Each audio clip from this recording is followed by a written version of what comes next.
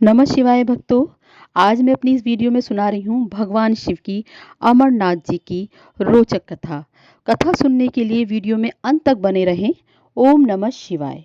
माँ पार्वती ने भगवान शिव से एक सवाल पूछा, जिसके बाद भोलेनाथ ने एक कहानी सुनाई और अमर हो गया कबूतर का जोड़ा।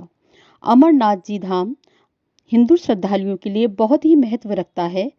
जम्मू कश्मीर की वादियों में स्थित अमरनाथ धाम के जाने के लिए भगवान शिव के भक्त साल भर इंतजार करते हैं। अमरनाथ की यात्रा के बारे में कहा जाता है, यहाँ भोले की मर्जी के बिना भक्त नहीं पहुँच पाते। जिसे भगवान शिव बुलाना चाहते हैं वही उनके दर्शन कर पाते हैं।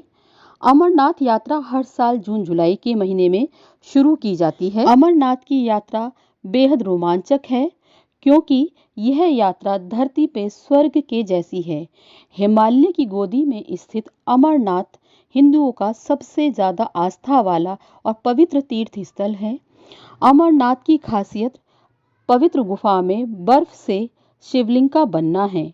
प्राकृतिक हिम से बनने के कारण ही इसे हिमानी शिवलिंग या बर्फानी बाबा भी कहा जाता है।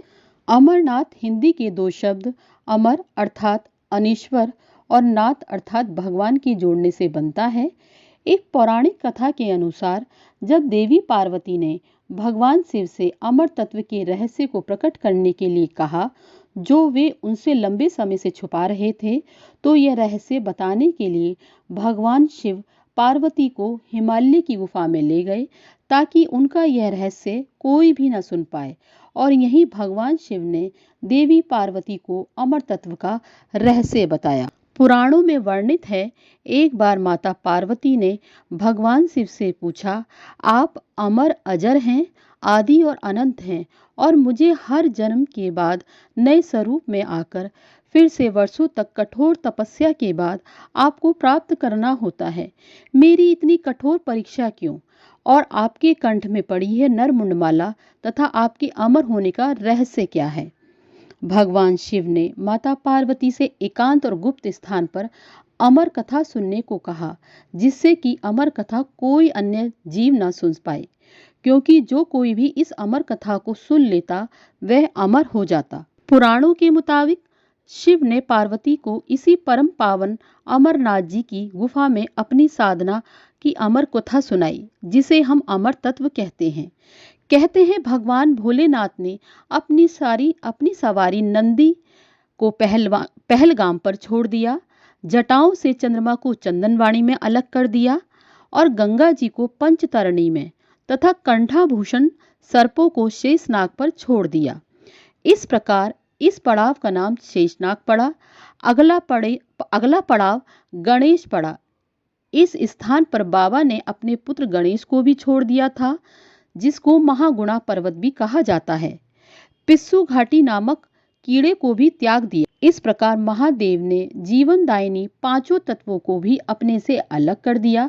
इसके बाद मां पार्वती के साथ उन्होंने गुप्त गुफा में प्रवेश किया और अमरनाथ की कथा सुनाना शुरू किया। कथा सुनते सुनते देवी पार्वती को नींद आ गई और वह सो गई, जिसका शिव जी को पता नहीं चला।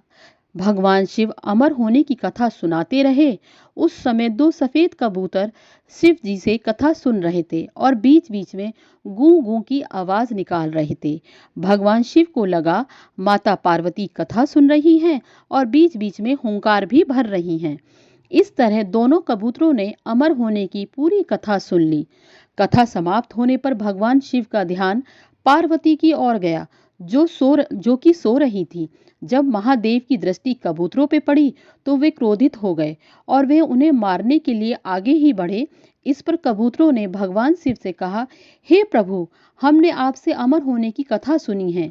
यदि आप हमें मार देंगे तो अमर होने की यह कथा झूठी हो जाएगी।